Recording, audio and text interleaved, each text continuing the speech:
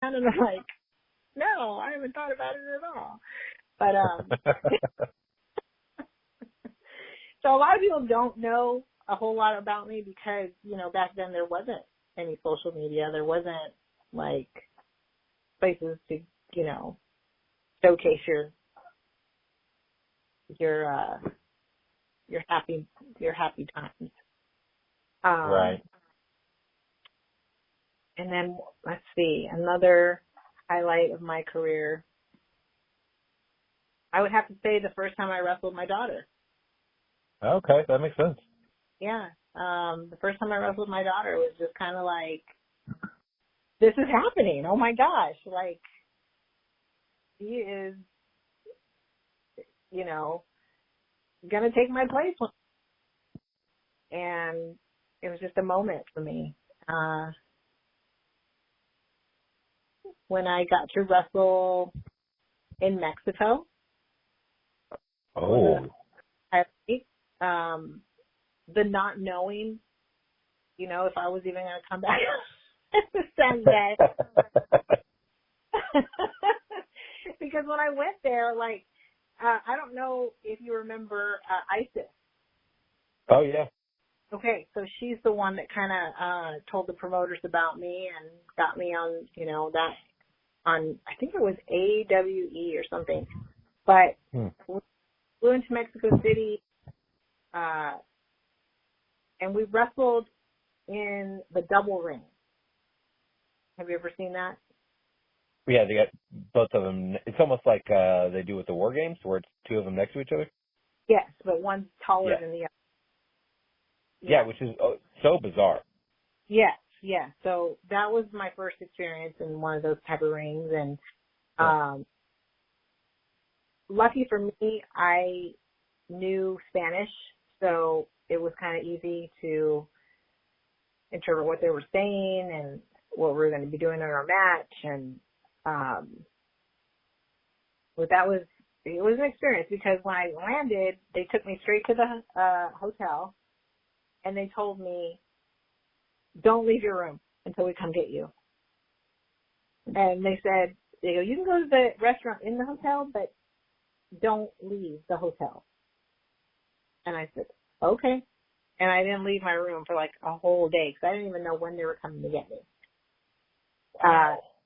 And then they came and got me. We got on the bus and we drove forever until we got to the show. We did the show. We packed up. We got back on the bus and they dropped me off at the airport, which I had to sleep there until the next morning when I flew home.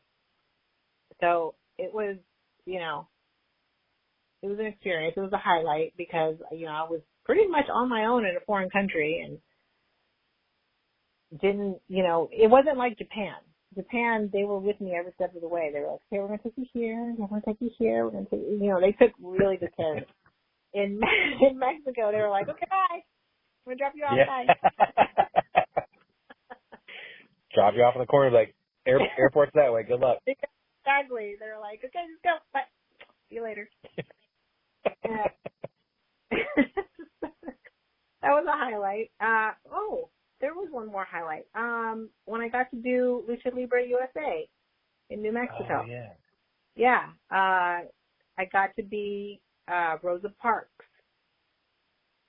And they changed my character. And I was Minnie Parks' estranged wife. I was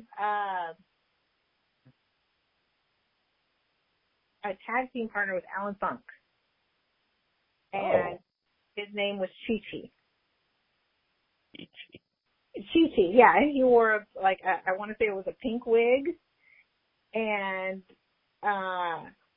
we were tag team partners, and it was so much fun. And I didn't even know he was my tag team partner until we got to the gorilla position, until we were going to go out. So I guess would he be playing one of the Exotico characters? Yes. Yes, okay. And so, I met him down there, and I was like, "Hey, I'm coming out with you." He's like, "Oh, cool. All right, let's do this." We had a lot of fun, though. It was fun. For the short time that I was there, it was a lot of fun. And I still remember it to this day. And yeah, that was the highlight of my career. And I guess when I was gonna do Wrestlelicious as well. When I went down. That rings a bell, but I can't pinpoint and picture anything. Tell us more about that.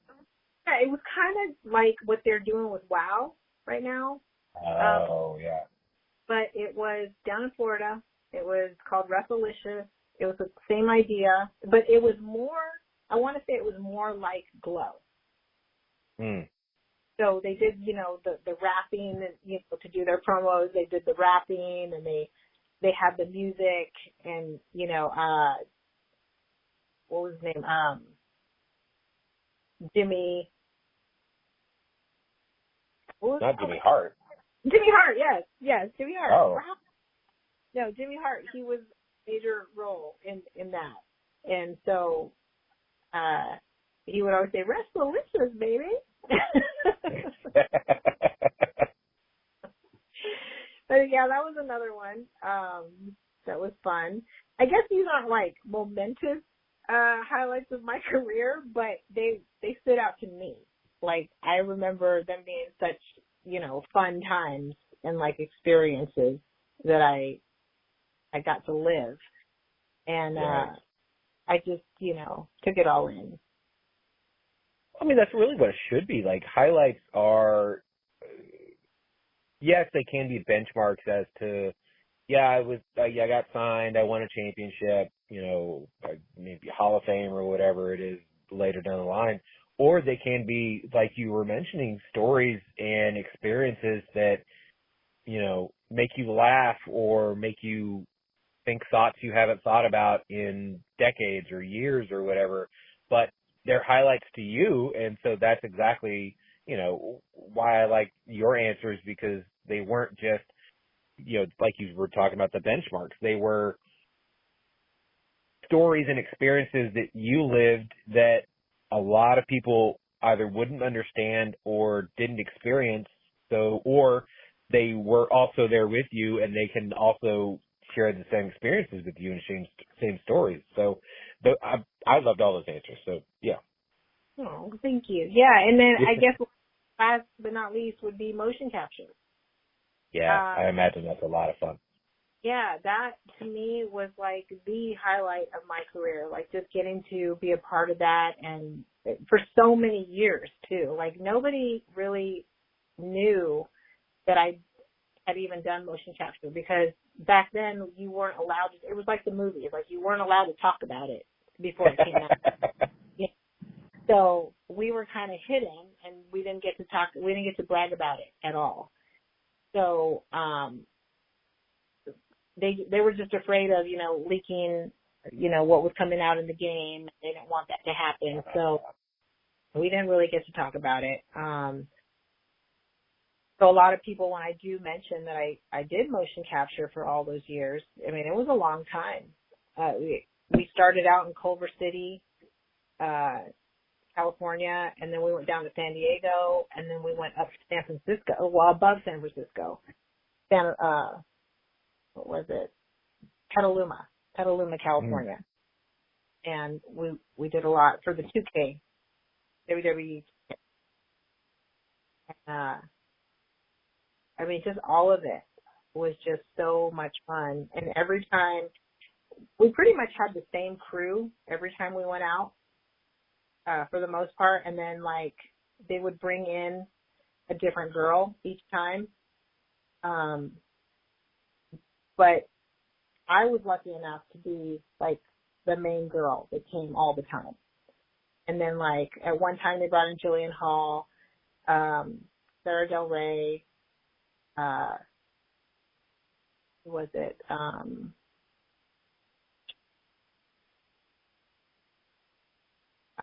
Drawing a blank again. I can see her face. I just can't think of her name. But they brought in a lot of girls that, were on television, and but they would just bring them in for that one time to work against me. or to do stuff. Amber O'Neil, they brought her in. Oh, wow. They brought in, who else was there? Serena. Serena was there. Yeah. Angela, I think her name was Angela Fong. Yeah, so it wasn't the same girls all the time. I was the main girl that they would bring in all the time, and then they would bring in one other girl to kind of help me do, if they needed two people. That makes sense. Yeah. That's great that they trusted you to want to bring you back all the time because, you obviously knew what you were doing and you made everything look good. So, it's great that they actually had that trust in you to do that. Yeah, I really loved everybody I worked for, the producers, the director, the whole production crew. They were so, the crew that we had was awesome. I mean, they really picked really great workers to do all the move sets. And I don't know if people follow me, but sometimes I post pictures of the crew that used to be on the motion capture suits. But I mean, it was the best time. Like if that could be my job for the rest of my life, I would. Yeah. Yeah, I imagine that everything I've ever seen, like when it came to like the behind the scenes of like making games or CGI stuff in general, it just looks like so much fun. That, if it would, like you said, if it would have been my job, I'd have done that forever too. Yeah. Yeah. I mean, and you just never knew what character you were going to have to play that day. Like I remember having to do Marie. I remember having to do Natalia, do, let's see, Mickey James and Beth Phoenix and Lita and Trish Stratus. So, I mean, they would throw people up there and you're just like, oh, cool, I get to play her, and I did Vicky Guerrero. I got to have a speaking role and do the whole excuse me, and I believe that she actually heard it and she was like, oh my God, who is that? So yeah, that was a lot of fun. So yeah, I mean that's a huge compliment right there. Yeah. Now, I have a segment on the show, I call it the 5 count, where I ask 5 questions and then you just answer as quick as possible. Okay. Uh-oh. All right. They're all good. Don't worry. Number 1, what's your favorite cheat meal? Pizza. That's always a fantastic answer, and that's mine as well. If you owned a liquor company, a brewery, or a winery, which one would you own and what would the name be? Oh, the TT bar. Oh, that's smart.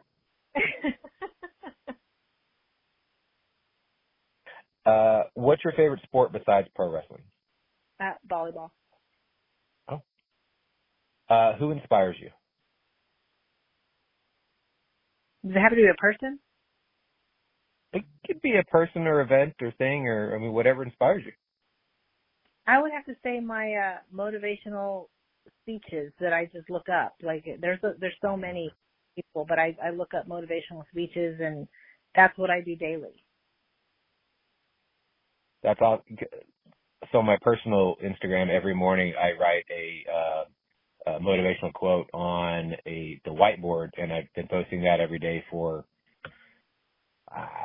closer to 10 years now. It's a point where I can't stop now because everybody looks forward to it. Well, I say everybody looks forward to it. Everybody expects it, I should say. But it's amazing how many times that when you have the thought of like, why am I still doing this? I needed to stop. You have somebody just randomly reach out to you and say, I love the fact that you do this every day, and I love, it always hits me when I most need it. And I was like, well, I guess I can never stop. Great. Okay, so I just have to say then it's my clients. It's my clients and my supporters that inspire me. Because, you just hit the nail on the head, because when I have that little girl come up to me and want my autograph, like, they inspire me to want to keep going.